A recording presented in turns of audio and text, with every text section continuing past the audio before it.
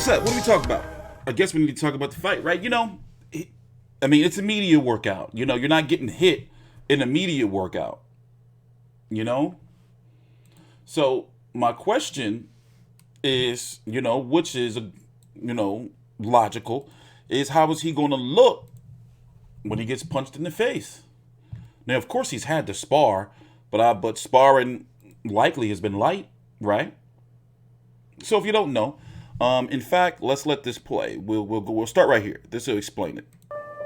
Like so many others. It's only 2 minutes long. So this is for the people who just so happen don't know. So once again, please like the video if you haven't already. We're not doing this for our health. Subscribe if you haven't. We're going to be here, of course, for Fight Week. We're going to be here for the final press conference, the weigh-in, fight night, post-fight videos, fight night, post-fight live with the post-fight press conference. Danny Garcia should have a media workout coming up too. I wouldn't be surprised if it could be Monday. Even though next week's Thanksgiving, Monday, Tuesday at the latest. It's not going to be Saturday or Sunday. They usually don't do that. So, watch this. 2 minutes or so. Be right back. 2020 offered a lot of promise for Errol Spence Jr. He was atop the division and ready to... By the way, this is from the PBC Countdown show that is on Fox. So if you have Fox Sports Go, or all you got to do is pretty much just, go to your local cable listings, your guide, and say, hey, like on my remote, all I do is, push a little button, boop, PBC Countdown, and it pops up. This weekend is going to be the first episode of PBC Fight Camp with Spence versus Danny Garcia. It's called shoulder content. They're build up to the fight. It's about 3 episodes or so. It's like they're HBO 24/7 or, all access, except it's for Fox free TV. So this clip right here is from the PBC Countdown show. Take on his next mega fight. Now, he didn't sound good here. Maybe he got some, maybe this is around the time. We don't know when this is recorded. But he does look lighter, so it's clearly, within the last few months. By the way, he looks phenomenal with the media workout. But this also could be, him still adjusting to, the new teeth. He talked about it. So it's probably, why he sounds like that. I definitely believe it's a miracle. I feel like for me to be able to walk and to see my kids and know my name, to hug my mother and my father, for me to be thrown out of car and survive. Crazy, man. Crazy. So let's go look at this undercard. I'm not really feeling the undercard. But, I expected the undercard to be like this because, frankly, Errol Spence and Danny Garcia command a lot of money. There are 2 of the biggest rating getters for PBC, So here, let's talk about it. I'm not really feeling that. BoxRec got a little update. That's what's up. A little cleaner. How y'all... I'm not... This is the undercard.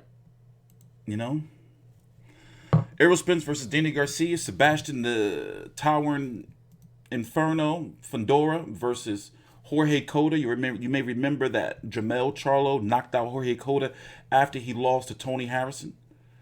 It was supposed to be the Tony Harrison fight, but Tony Harrison was injured. But 6'5", 6'6", 154-pounder, I'm just not really feeling him.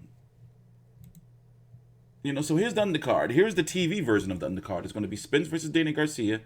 Well, actually, excuse me. It's going to open up with Julio Ceja versus Eduardo Ramirez, Josesito Lopez versus Francisco Santana, Fundora versus Cota, and then Spence versus Danny Garcia. That's it. And of course you have these, and I'm guessing they're probably going to have a PBC on Fox prelim show, maybe, I guess, where you can see guys like Miguel Flores, Vito Malnicki Jr. taking place down in Texas, the card. You can buy tickets. In fact, let's go check out tickets. Let's go see how much does it cost to go to Spence Garcia and get Corona. Spence versus Garcia tickets. Anybody going to the fight? Anybody going to the fight? Let's see. How much are these ticks? They look pretty cheap to me. How close can you get to the ring? So the most expensive ticket is what? $546. How many people you think gonna show up to this joint? You think people really, really going? Tank versus Leo had something like 9,000 or so. I forgot the exact number. I mean, they were all spaced out and everything until like the main event, and then when the fighters were walking out, they were all close together.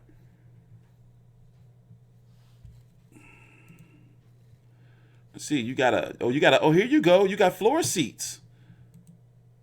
Got 1,000? 1,700 for some. Here, let's zoom in. My bad. Y'all can't see this shit. Let's zoom in. What? Why y'all making me? What's going on? I don't know. I mean, I don't hear nobody saying that they're going, but I mean, of course, people who got money and don't give a fuck about getting COVID, you know, they'll go.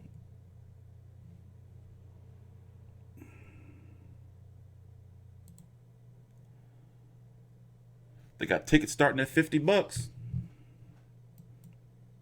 Oh, this is the same stupid ass site.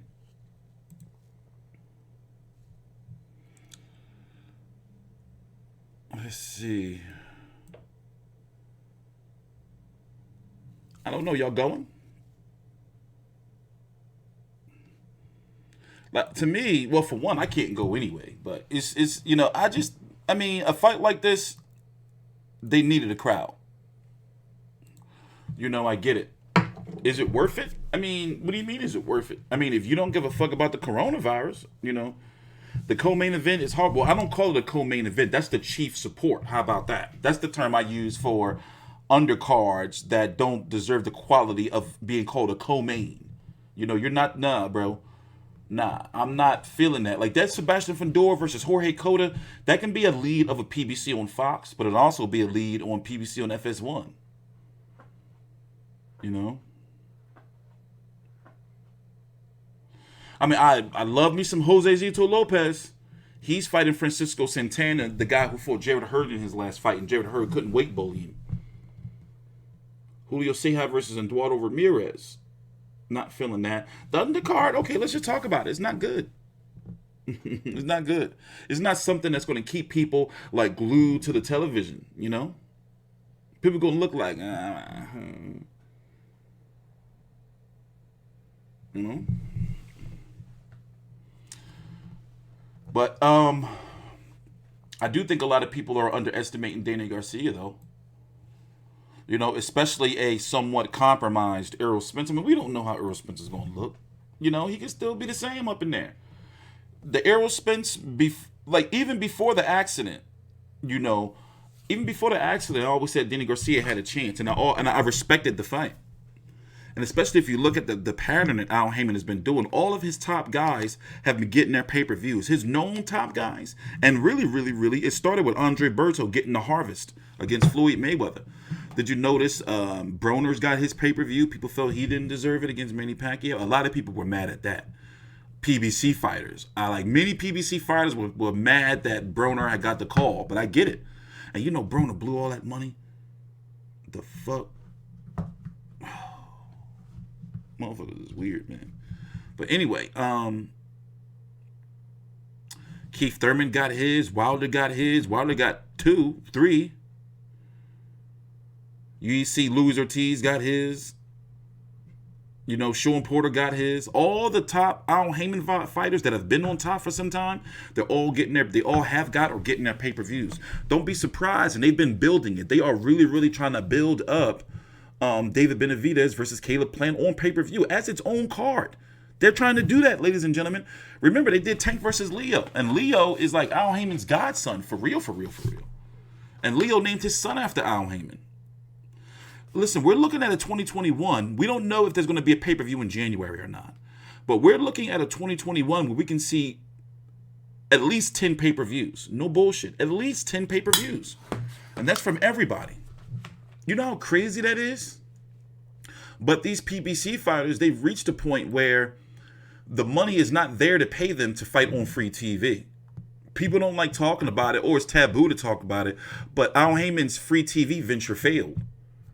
You know, it's okay. You know, you're not gonna always win all the time. His goal was to have all these fights that we're getting on pay-per-view being on free TV. You know, pay-per-view wasn't his goal. he wanted to like to bring, you know, like boxing back. But the problem is PBC started on some bullshit with the level of fights. And in my opinion, from what I've researched, it's more so the fighter's fault. I don't Heyman to give you like 4 or 5 names or whatever. That's probably too many. But he'll give you a list of names. These fighters were known for picking the lesser of the opposition instead of fighting each other. And you got to think, did Al Heyman spoil him to a certain extent? And then what happened? PBC failed. It's crazy. It's crazy. I mean, PBC on free TV failed. I mean, yeah, we get PBC on Fox, but yo, they took a huge step back. And remember, they laid off a lot of people. Did you notice, you know, people like Kate Abdel, who I really, really liked. She was a very knowledgeable boxing woman. You know, the PBC live show, like, you know, it's, you know,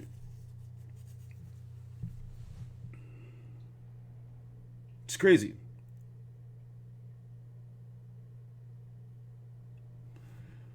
It's gonna be a lot of motherfuckers leaving the living room. Yeah, it's gonna be a lot of that's usually how you know, boxing, like when you're watching pay-per-views with your homies, right? If the undercard is not good, motherfuckers is doing other shit until the main event come on. Motherfuckers is drinking, smoking, running in and out, doing all kind of shit. This is not an undercard where you sit down and be like, yeah, I'm gonna watch this joint. Like me, I'm already thinking like, yo, like I'm not gonna be putting my heart and soul into that undercard like I would normally do. Fucking sitting there stressing, trying to cover all these fights. Fuck out of here. I fuck around and cover the Fundora fight and the Josesito. No, I'm gonna cover Josesito Lopez fight night, but I'll fuck around and cover the co-main event on some Sunday or some shit.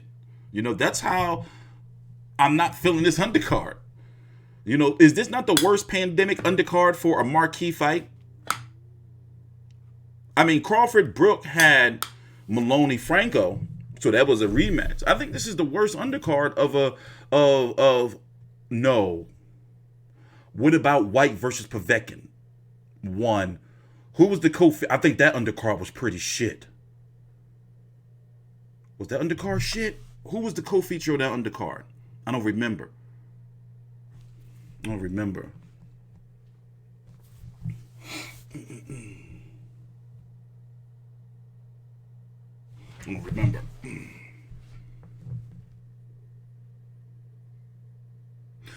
I think Danny Garcia is underrated. And by the way, I did have him losing to Mauricio Herrera. Got me in a lot of hot shit in Philly, too. I did have him losing to Keith Thurman and Sean Porter in close fights. But however, Danny Garcia is dangerous and he's very, very well respected, is he not? Power-wise, the 147-pounders don't sit in front of him. They don't try to slug it out with him. You're going to get hit with some shit. The no-look left hook. He'll fuck you up with that shit, man. And he's getting better because he understands he's flat-footed. Like, he's got to go out there to try to put a boot in Keith Thurman's ass. Not Keith Thurman, Errol Spence's ass. Also, I think he has a chance, man. I think he has a chance. Now, the problem is, if Danny Garcia wins, what they going to say? Oh, well, Errol Spence was compromised, you know, the accident. Hooker was supposed to be on the undercard, wasn't he? Okay, I do remember that.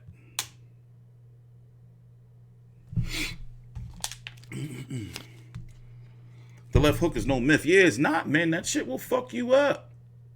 That shit will fuck you up.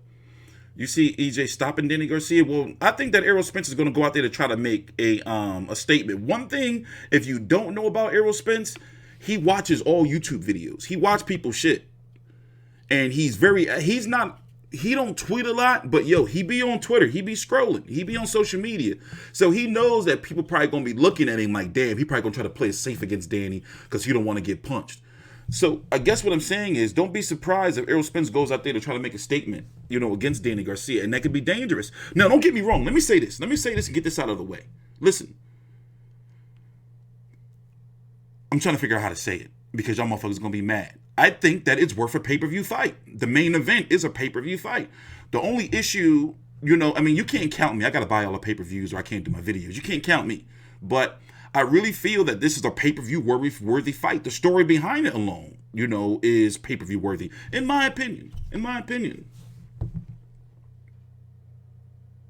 But I get, like, during the pandemic, people not trying to hear that shit. Like motherfucking $65, you know, $75. This is $74.99, by the way. Let's go pull it up. Premier. We'll pull it up, man.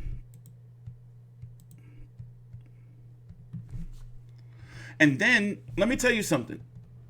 Have you been hearing about the casual? PBC got a card this weekend for tuna returns. Did you hear about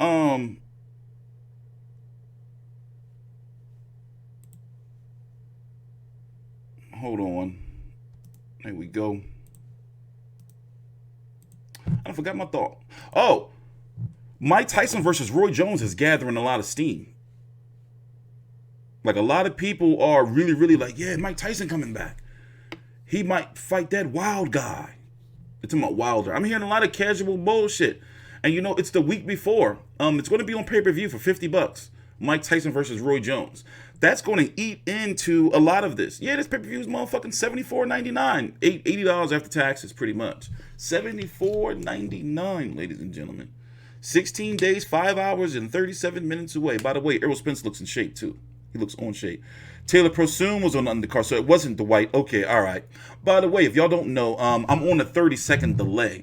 So the chat is coming up, but the video is a 30-second delay. So it's weird. The chat is on time, but me, it's a 30-second delay. It's weird like that. Yeah, why the hell trying to get a nigga to sign up? How come I just can't? Look at the price. See, what that is they make you jump through all these hoops before they show you, boom, the $74.99. Motherfuckers, y'all ain't slick. I have a Fire Stick. You tripping? No, I can't, because I need to fast forward and rewind. You know, I'm sorry. I'm sorry. I can't do the stream thing. I can't do it. I hate. What was the last fight I had to watch on stream? Something recently. The Frank Warren card last week. It wasn't on ESPN Plus. I can't do that shit, man. I can't do that shit no more. Also, I got hacked about a month and a half ago. I came down to the desk and I saw my mouse moving on its own. Don't you know people were in my PayPal account? Like the mouse, they had remote control over my PC.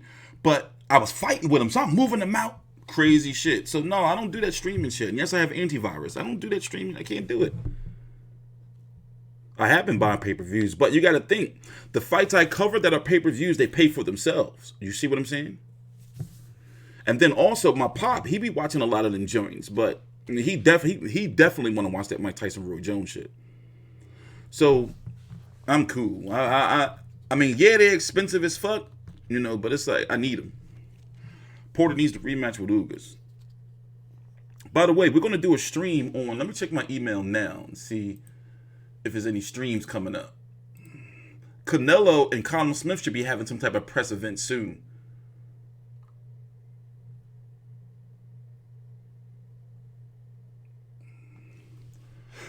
I don't see anything lined up.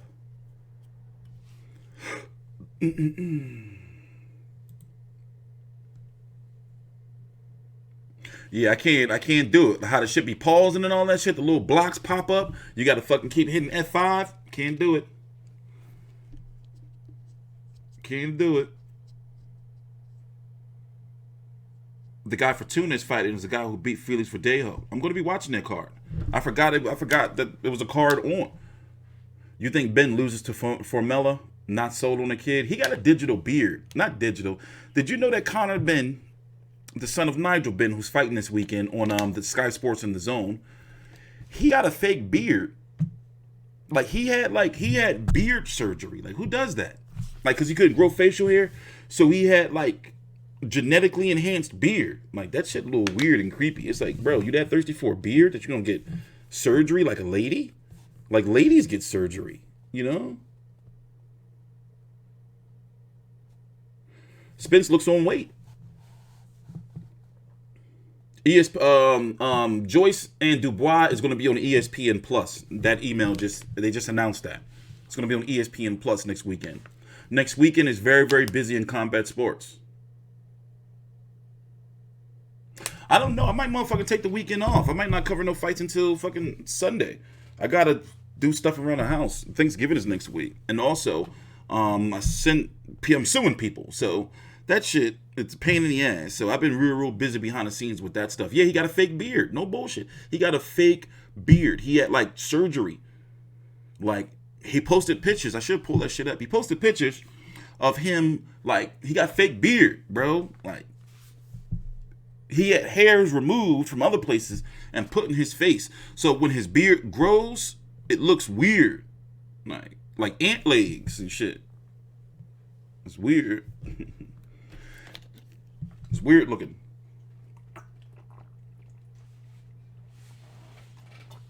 It's weird looking.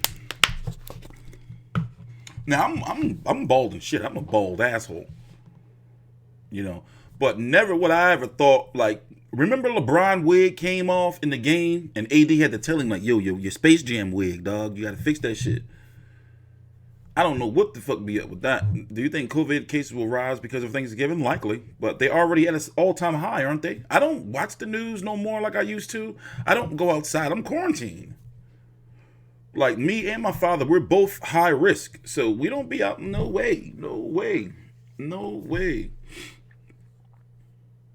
Yo, let me show y'all real quick. This motherfucking Conor Ben, man. This motherfucking Conor Ben had, like, digitally, like, look what this motherfucker did to his fucking face, bro. Look at this fucking weird shit. Look at that shit. Like, bro.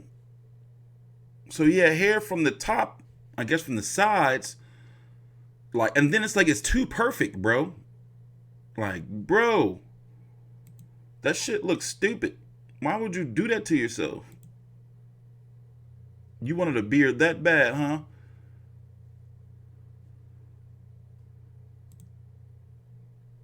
Want a beard that bad, huh?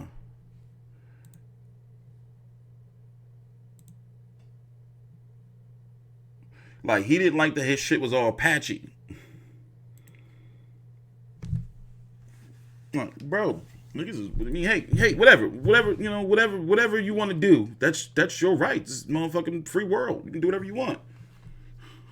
Yeah, the motherfucker got weave on his face. Not weave, like he got, what do you call that? I never heard of no shit like that before, ever. I never heard of somebody getting a beard implant. It looked like a sting, too. Like you can't wash your face, or like little hit. Bro, it's weird.